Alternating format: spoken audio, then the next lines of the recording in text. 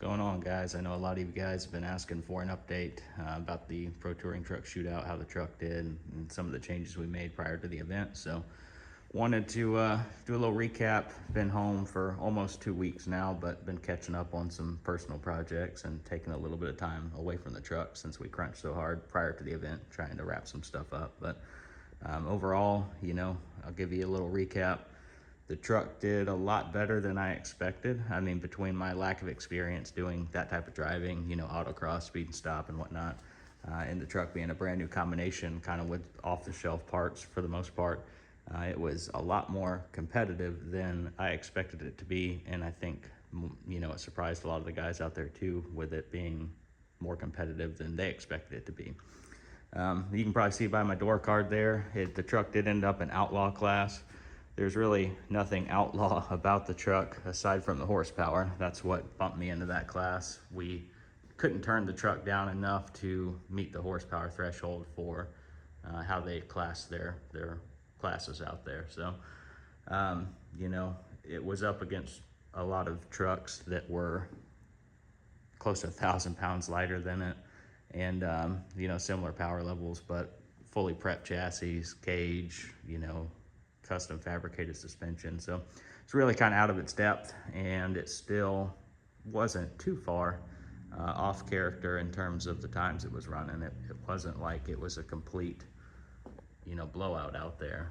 The truck run comparable times within a few seconds of some of the trucks in that field. So that being said, that kind of contributes to the aspect of what I was saying, where it just performed a lot better than I expected. And I think we can make some changes here over the next few months and hopefully get it situated to where not only are we going to improve on where we're at with it, but we might be able to get it into T1 class, where it would be a little bit more competitive and a little bit more comparable to some of the trucks in the field. So I'll tell you what we found out there that we want to address. There's a few items on my punch list. First of which being that when I was pulling it off the trailer and unhooking the rear axle straps, I found a little surprise there where the panhard bar bracket mounts the frame. You can see we actually tore the frame where that reinforced Ridetech notch bracket terminates, and it transitions back to just the OEM frame rail. Crawl underneath here. So the Ridetech kit, the panhard bar mounts, obviously to the axle, and then it comes back to the passenger side and picks up on this bracket that is welded to the reinforced Ridetech notch kit that ties into the frame. If you guys watched my last video with like 20 or so bolts, that's a really strong piece. I was actually really surprised at how structurally sound that piece was when I was putting it on. The problem is, even though it's strong and it's considerably thicker than the OEM frame rail, where it ends obviously is going to start to take all of that torsional load that panhard bar is applying to the frame rail.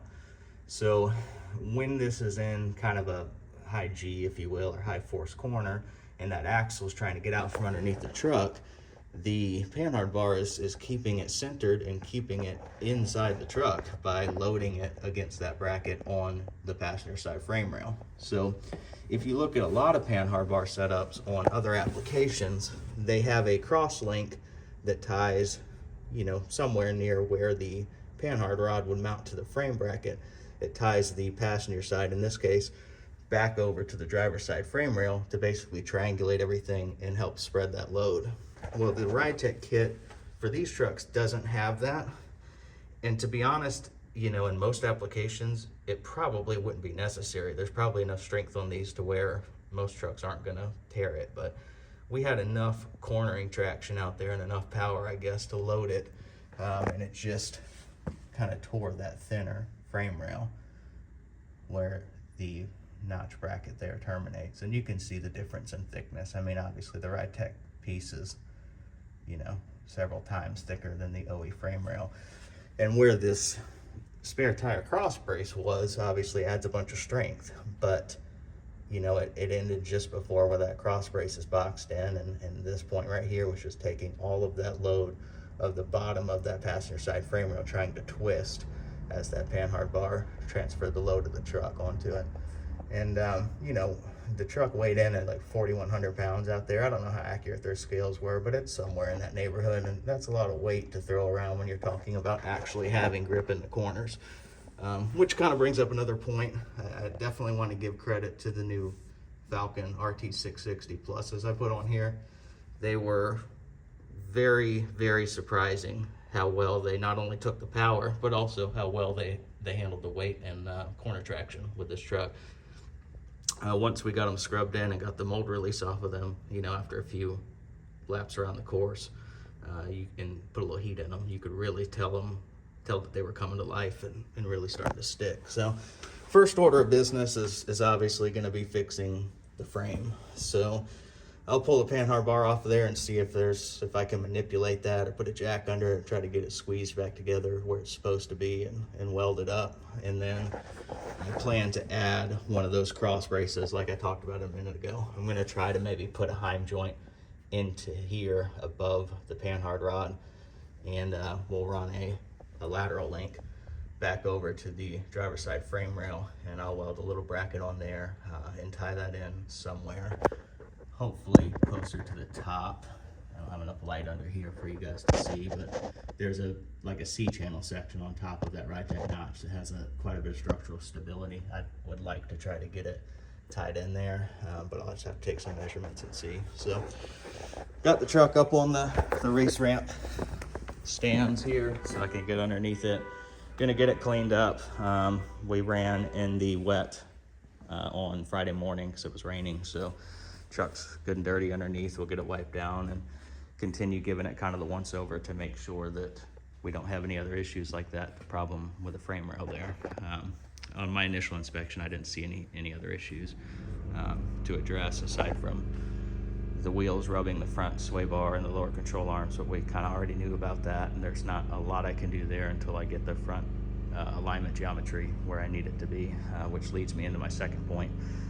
Next thing beyond repairing the frame that I need to address with this is actually being able to get a proper alignment on it and addressing some of the bump steer issues. So the truck does bump steer really bad. When you jack it up, you can actually see the front wheels tip in and tip out as you know the front suspension is loaded. So I've got a bump steer kit on it. The tie rod ends, in order to match the angle of the lower control arm, really need to occupy the same space as the actual pickup on the steering knuckle, or on the spindle rather. So right now they're on the bottom side. I think if I move them to the top side of that spindle, I'm going to give that a try. I think it will help some of that bump steer geometry and hopefully, you know, eliminate some of that bump steer that we've got going on. So I'm going to give that a shot. It's easy enough to try that and see where it lands. And then I mentioned it before, I don't know if I mentioned on any of the videos, but even with the adjusters maxed out, I could not get into negative camber at all on this setup. And I think that's because of the aluminum spindles that I'm running on here. They're not designed for the GMT 800 trucks. They were made to fit the GMT 800 trucks to give it kind of a lightweight option. But I believe that the upper ball joint pickup point is geometrically different than it would have been on a GMT 800 spindle. That's kind of what I've contributed, you know, my issue getting this thing aligned to, because I've talked to other guys that run the same kit on the front of the truck, but they have different spindles, you know, iron spindles that are designed for the GMT 800, and they don't have any problem getting camber adjustment on their setups, whereas with it completely maxed out, I'm still like positive half a degree or so. I didn't have time to really dive into that before the event, so I ran it as is. We went out there with actually running positive camber, and I don't remember, 3 or 4 degrees of caster, maybe, and still did as well as the truck did, surprisingly, you know, without even having a proper alignment done on it. So I'm gonna have a buddy of mine that owns another shop that is a more competent fabricator than me take a look at these upper Rytec arms and see if we can maybe make those adjustable. That way I can be able to pull them in some and get some negative camber on the truck. I want to keep the Rytec arms on it because they do add caster. With the geometry, they're designed to work in conjunction with Rytec's lower arms and their coilover kit to, you know, improve the geometry on these trucks. I just need a way to shorten them up, if you will, so that I can tip the top of that wheel in and get some negative camber. I don't want to change spindles if I don't have to. Obviously the aluminum spindles did save some weight. I can't remember how much, 20 or 30 pounds. And with the truck being as heavy as it is, that certainly helps. So I want to try to keep the aluminum spindles on there if I can. But worst case scenario, if I can't make a solution happen with the upper arms, there is the, you know, there's always the option to go back to a GMT 800 spindle, and that's not off the table for me. Kind of the last point in terms of the immediate things I'm going to address is I am pretty confident that I'm going to pull the truck off of the Holley Terminator X system and step it up to the Dominator. I got to look at, you know, what our cost is going to be on the Dominator, but honestly, I'm out of IO, and I looked at the expansion module for the Terminator X. You know, you can get 8 more IO inputs, outputs with that expansion module, but I'm still giving up a lot versus going to the Dominator in terms of the number of outputs and inputs, and also the fact that the Dominator supports dual wideband. And with this truck being twin turbocharged and having true independent dual exhaust coming off of the turbos, monitoring only one bank puts me at risk of having an issue with a coil or an injector on the other bank, and the Holley EFI never knowing it and ending up trashing the motor. So the Dominator would allow me to run dual widebands that could be monitored by the PCM, and you know, it can make fueling corrections based on how you set it up, and that's a huge advantage in my case to hopefully keeping this thing alive as long as I can, and also gaining all of those IO that I'm looking for. Really the tipping point, I didn't have any issues with the Terminator X system. It actually ran great, aside from some cold start issues, which I'll look into and log. That could be just in the tune, or maybe the difference in altitude and temp, air density out there. Sometimes it was a little hard to start when it was cold, but that's, you know, it's a straightforward solution, more than likely. But this truck, I piggybacked the factory PCM on it, and I did that because I was originally running factory gauges, and I wanted all the body control module integration and air conditioning and everything to be handled by the original PCM because it was easier when I was originally doing the swap. Since then, I've gone to the Pro Dash, and I really don't need a lot of that piggyback functionality. So I would like to get it completely on Holley EFI and remove the factory PCM. And the factory PCM right now is controlling my fans on the truck, and it's not controlling them correct. So they come on with the AC, and then I think they come on the secondary temperature threshold, but they don't come on the primary temperature threshold. And we played with the tuning and thought I had it sorted out, the factory PCM tuning, not the Holley tuning. We've got 2 PCMs here we're fooling with before we went out, and I guess I didn't because they weren't running out there. So I'm trying to run my AC and staging to force the fans on in between laps around the course to try to keep the truck cool, and it was running about 30 degrees over thermostat temp, which isn't a problem. I got a 160 in it. It was running like 190, 200, and it would actually drop temp when it got out on the course and had air coming across the radiator. But you know, I would like the fans to run reliably, and I would like to be able to control them through the Holley EFI with override switches on the digital dash, and it'll just be a lot easier to do that with the Dominator system and having the additional input outputs, because I'm full right now for outputs. I couldn't put the fans on the current Terminator setup without that expansion module. And if I'm going to spend the money on the expansion, I might as well also gain the advantage of having dual wideband if I go to the Dominator.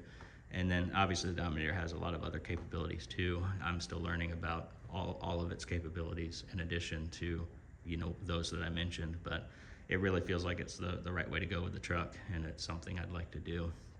So those kind of 3 points, Dominator EFI, fixing the frame, and addressing the front suspension geometry are my main takeaways from the event. Those are what I'm going to focus on first. And then from there, I've got a few other things in mind that would be extra credit, if you will. So I would like to put in an oil cooler on the truck, maybe pan baffle kit or an AccuSump, just for some additional peace of mind, you know, for not losing oil pressure with a stock truck pan, which isn't the best design. it would be easy to incorporate an AccuSump if I'm already doing an external oil cooler. So that's probably the direction I'll go. But somebody was telling me they make a pan baffle kit for these trucks now, so I'm gonna look into that, and that's simple enough to put on too. So I'd like to do that. And I would also like to go to an aftermarket power steering pump setup that uses a pressurized reservoir.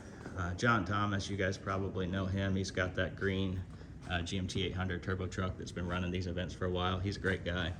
He gave me a lot of insight over the weekend at the event, and he is running a new PSC power steering setup that I really liked, that has a pressurized reservoir and a remote pop-off valve in the event that it did overpressurize. And that looked like a really cool setup. So I might do that on here, because the power steering pump, you can see it down there, is underneath the turbo header, and it sits, I won't be able to see this. Oh, I guess you can sort of see it there. It sits basically right beside, almost right above the driver's side downpipe. So if this thing started belching fluid, which they're known to do when things get hot and under pressure, you know, obviously there's a fire risk, and at the worst, and at the minimum, there's a huge mess to clean up, because it's going to spray everywhere on the exhaust and start cooking. So I'd like to go ahead and upgrade that. And the advantage there being, you know, obviously avoiding that situation, but also hopefully getting a little bit better steering feel. Being able to put a power steering cooler on it behind the grill here. I've just got a factory cooler on there right now, which is pretty much worthless when you're talking about starting to make these things steer. So put a little bit bigger cooler on there, and better pump, and hopefully there's some gains to be had in that department as well. But that's pretty much what's on my mind. I mean, obviously you come back from these events, you're excited, and you got 1,000 ideas, but those are the things that I'm really looking to focus on, and what you guys will probably see in some updates here moving forward. In addition to kind of recapping on the event, a couple of you guys have been asking about the plug wire setup. I don't know if I'm going to have enough light for you guys to see it, but before the event we did address that. I did not do the coil relocation. I just built custom wires with a mixture of 90-degree ends and superconductor ends that I could index to get it away from the header. So I'll start over here on the passenger side. I think it might be easier to see. There's a couple of these that I ran 90-degree boots on at the coil. I guess one on this side, you can see it by the dipstick there, so the camera will focus. And some of these I swept kind of behind the engine. You can see it with that one on that cylinder. And also the last one sweeps behind the turbo header and comes down to the plug from the back side. I run a 90-degree boot on it. That way I can keep it away from the exhaust. Got it tied up kind of in the back where you can't really see. And then on these front two, I had a little bit more room to operate. So those have traditional looking plug wires with superconductor ends, which is, if you guys don't know, the superconductor, you can bend them and index them up to 90 degrees in whatever direction you need them to go. So they're nice when you want to keep them off the header. You can bend them whatever angle you want without having to select 45, 90, so on. So they're custom length though. So by making them in a shorter length, I could keep them closer to the cylinder head and away from the exhaust so that they're not burning, which that was the issue we were having. We were just cooking wires and we couldn't keep them off the header, and the heat sleeves are worthless because you still burn them and you can't even see that they're burnt. So don't run heat sleeves. I mean, they've got their place, I'm sure, but in my opinion, they're just kind of a pain in the ass to work with. On the driver's side, kind of same arrangement. I've got a 90 degree on one of the cylinders. The others are standard. And I sweep back and behind, not all the way, but on cylinder number, whatever this is, 3, I guess. Second one back on the driver's side. I always get my firing orders mixed up between Ford and Chevrolet, because I used to be a Ford guy. Don't hate me for it. But that one sweeps back and kind of follows the same path as the cylinder behind it. And I don't know if I'll be able to get the camera in there or not. Maybe you see that? Yeah, I guess so. So those kind of swing back and around and route so that I can keep those off the header tubes as well. You kind of see I sneak it right in front of the last primary tube there.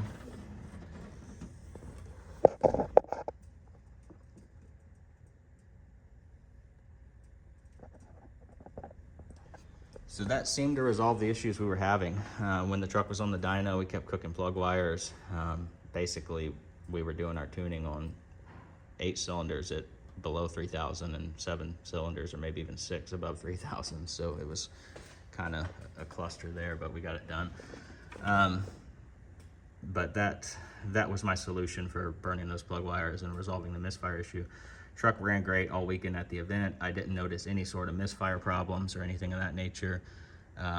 So I think that this is the solution. I did check these once we got back. None of them are burnt. None of them moved around or touched the header at all on either side. So I think it's good to go, and I'll run it like this until I have a coil problem or another issue that necessitates me running a remote coil setup, at which point in time I would upgrade to like the smart coil setup. So for you guys that were wondering about that have had the same issue, that was my solution. I bought the MSD superconductor build it yourself LS kit, and I bought Excel, I think it was 90-degree ends for the coils. And I basically merged the two kits and custom built my own wires that routed, you know, in an alternative method from the originals, and at custom lengths, and just kind of was careful fitting it all so that nothing touched, and seemed to work great. I know I've been kind of also guarding the truck's dyno numbers because they weren't final and we didn't know what class we were going to end up in and everything like that. I was honest with the guys out at the shootout. Most guys were saying, oh, well, why didn't you just tell them the truck makes less than 600, which was the threshold? And I'm just, you know, I'm an honest guy. I've always done business, and I don't believe in trying to give yourself an unfair advantage when you're competing because it's supposed to be fun. It's not, you know, unless it's not a job for most of us, you know, it's a hobby. So why you would lie at a competition like that doesn't make sense to me. But anyhow, on 6 pounds of boost, which is the lightest springs I had for the wastegate. So we ran it on wastegate, 6 pound springs. The truck boost creeps to like 6.5 or 6.8 under some conditions. We were running 17 degrees of timing on E85, so had a ton of timing pulled out of it. 1, to keep it safe, and 2, to try to pull power out of it, honestly. On the base pull, the truck made 624, I think, horsepower, and it makes 600 plus at like 3,800 RPM, and it flatlines it all the way to 7,200 where it redlines. So the truck makes power. I mean, it makes a lot more power than we expected it to make. I really thought it'd be under 600 with the 6 pound springs, but I guess not. So we're gonna play around with that some and just see where we can move that power.